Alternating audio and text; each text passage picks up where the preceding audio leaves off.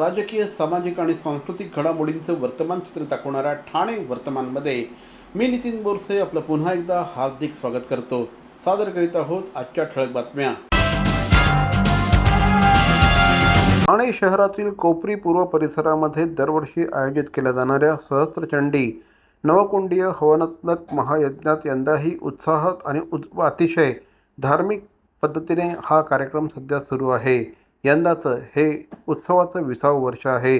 श्री भरत चव्हाण, ओमकार चव्हाण आणि सोनल चव्हाण यांच्या पुढाकाराने या कार्यक्रमाचं आयोजन करण्यात येतं. या उत्सवाच्या निमित्ताने कीर्तन, भजन, सत्संग, त्याचप्रमाणे आरती, महिलांसाठी विविध प्रकारचे उपक्रम, युवकांसाठी उपक्रम, आरोग्य तपासणी शिबिरं असे अनेक कार्यक्रम या निमित्ताने आयोजित करण्यात आले. त्याचप्रमाणे हरिभक्त परायण इंदोरीकर महाराजांच्या कीर्तनाचं देखील आयोजन करण्यात आलं होतं. या कार्यक्रमाच्या निमित्ताने कोपरी परिसरामध्ये मोठ्या प्रमाणामध्ये धार्मिक वातावरण तयार झाल्याचं चित्र देखील बघायला मिळालं. आई बापाच्या डोळ्यात पाणी आणून जर मुलगी सुखी होत असती तर शास्त्र खोटं ठरलं असतं.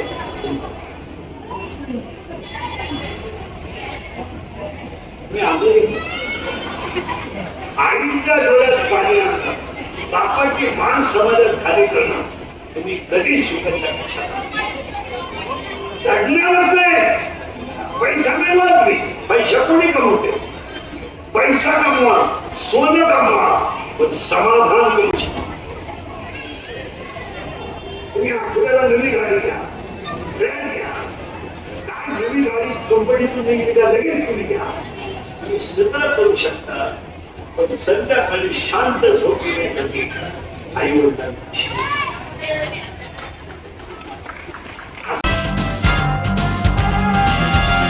महाराष्ट्र नवनिर्माण सेनेचे नेते अविनाश जाधव यांनी ठाण्यातील सरकारी रुग्णालयात रुग्णांना भेडसावत असलेल्या गंभीर गैरव्यवस्थेवर टीका केली आहे. झाडांच्या विषयासंदर्भात भेट देताना लक्षात आलं की उपचारासाठी आलेल्या काही रुग्णांना डॉक्टरांकडून अशा औषधांची चिठ्ठी दिली जाते जी रुग्णालयात उपलब्धच नाहीत. मात्र ती औषधे रुग्णालयाबाहेरील मेडिकलमध्ये सहज उपलब्ध असतात. या संदर्भात बोलताना जाधव यांनी डॉक्टरांकडे पर्यायी औषधं उपलब्ध असताना रुग्णांना 1,500 ते 2,000 रुपयांची महागडी औषधं बाहेरून विकत घ्यायला का लावली जातात असा सवाल श्री अविनाश जाधव यांनी केला आहे.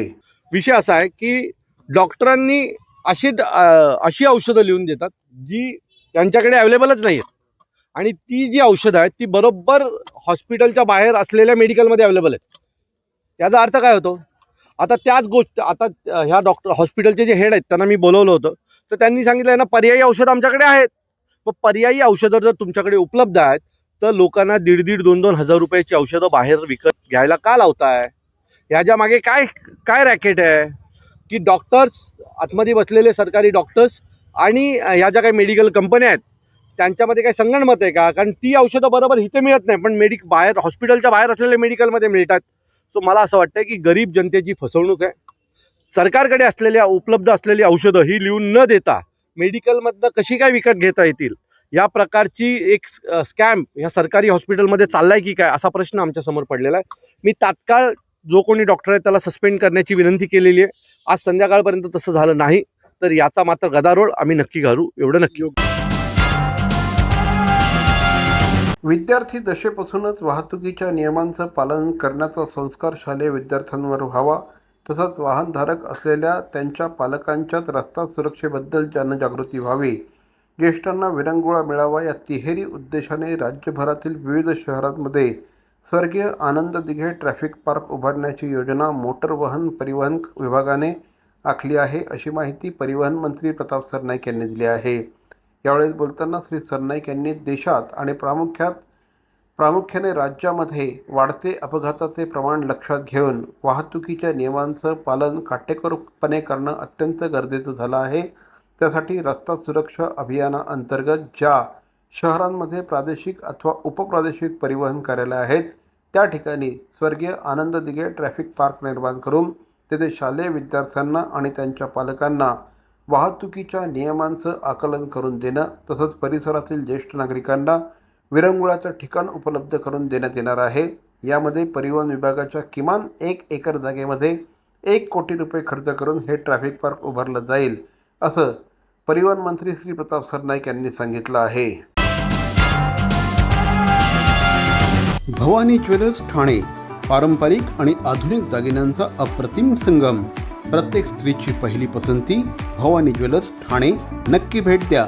CP Goenka International School, nurturing talent at young age for scholastics, sports and performing arts in global perspective.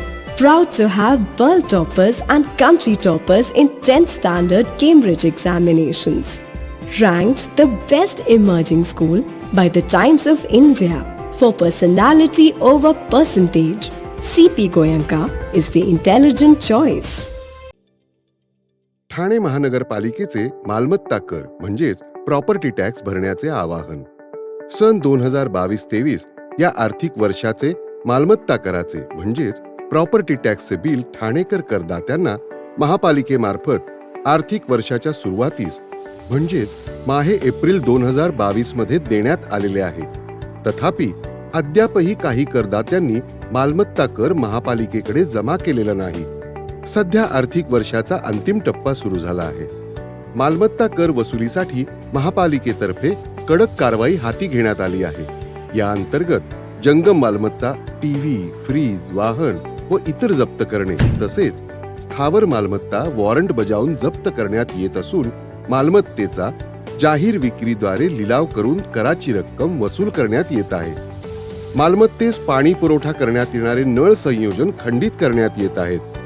त्याचप्रमाणे थकीत मालमत्ता करावर 2% व्याज आकारले जात असल्याने भरावयाची रक्कम वाढत आहे. आपला मालमत्ता कर propertytax.thanecity.gov.in या लिंकद्वारे तसंच गुगल पे, फोन पे, पेटीएम याद्वारे ऑनलाईन पद्धतीने करण्याची सुविधा उपलब्ध करून दिली आहे. शनिवार, रविवार व सार्वजनिक सुट्टीच्या दिवशी नागरिकांना मालमत्ता कर भरणे सोयीचे व्हावे याकरता महापालिकेचे मालमत्ता कर संलग्न कार्यालय या दिवशी कार्यान्वित ठेवण्यात आलेले आहे. तरी मालमत्ता कर वसुलीची अप्रिय कारवाई टाळण्याच्या दृष्टिकोनातून मालमत्ता कर भरून महापालिकेस सहकार्य करावे. धन्यवाद.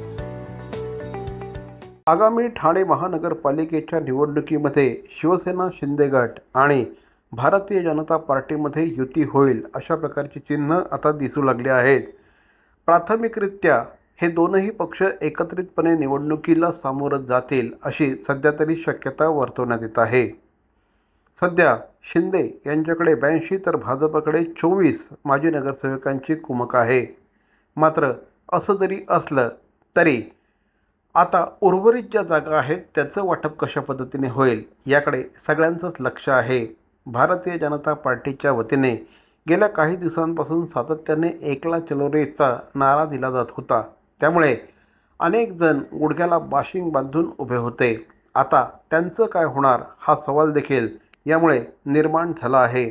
अनेक कार्यकर्ते हे आपल्याला यंदा युती झाली नाही तर निवडणूक लढवण्यास चान्स मिळेल असा शक्यता त्यांना वाटत होती आणि त्यामुळे अनेकांनी तयारी केली होती. अनेकांनी गेल्या काही वर्षांपासून गेल्या काही महिन्यांपासून सातत्याने मोठ्या प्रमाणात कार्यक्रम देखील केले होते. गणेशोत्सव, दीपावली, नवरात्र अशा सणांमध्ये मोठ्या प्रमाणात खर्च देखील केला होता. आता त्यांचं काय होणार असा सवाल या निमित्ताने निर्माण झाला आहे. गेल्या काही महिन्यांपासून सातत्याने श्री गणेश नाईक आणि एकनाथ शिंदे यांच्यामुळे कलगीतुरा रंगल्याचं चित्र देखील बघायला मिळत होतं. अनेक वेळेस भारतीय जनता पार्टी आणि शिवसेना एकमेकांसमोर उभे ठाकल्याचं चित्र देखील बघायला मिळत होतं. मात्र आता पुन्हा एकदा युतीचं वारं वाहू लागल्याने नेमकं काय होणार या संदर्भात कार्यकर्त्यांमध्ये मोठ्या प्रमाणामध्ये संभ्रमाचं वातावरण आहे. काही दिवसांपासून ठाणेकर नागरिक 30% पाणी कपातीला सामोरं जात होते. आता ठाणेकर नागरिकांना पुढचे 4 दिवस 50% पाणी कपातीला सामोरं जावं लागणार आहे. ठाणे महानगरपालिकेच्या वतीने देण्यात आलेल्या निवेदनात ही बाब स्पष्ट झाली आहे. ठाणे शहराला पाणीपुरवठा करणाऱ्या पिसे बंधारा येथून टेमघर जलशुद्धीकरण केंद्राकडे पाणी वाहून आणणारी 1000 मिलीमीटर व्यासाची जलवाहिनी कल्याण फाटा येथे महानगर गॅसच्या दुसऱ्या ठिकाणी नादुरुस्त झाली आहे. त्यामुळे पाणी पुरवठा विभागाच्या वतीने जलवाहिनीच्या दुरुस्तीचं काम हाती घेण्यात आलं आहे. मात्र जलवाहिनी जुनी आणि कॉन्क्रीट पद्धतीची असल्याने दुरुस्तीच्या कामासाठी 4 दिवस वेळ लागण्याची शक्यता आहे. या कारणामुळे ठाणे शहराला 50% पाणीपुरवठा कमी होणार आहे. त्यामुळे 15/12/2025 पर्यंत ठाणे शहरामध्ये 12 तास ध्वनी पद्धतीने पाणीपुरवठा करण्यात येणार आहे. तर मंडळी, या होत्या आजच्या ठळक बातम्या. ठाणे वर्तमानमधून आम्ही ठाण्याच्या राजकीय, सामाजिक आणि सांस्कृतिक घडामोडींचं वर्तमान चित्र दाखवायचा प्रयत्न करतोय. अर्थातच आपल्या सहकार्याची गरज आहे. त्यासाठी आमचा संपर्क क्रमांक आहे 9820939420. तर मग पुन्हा भेटू उद्या याच वेळी याच ठिकाणी ठाणे वर्तमानमध्ये. तोपर्यंत धन्यवाद. जय हिंद, जय महाराष्ट्र.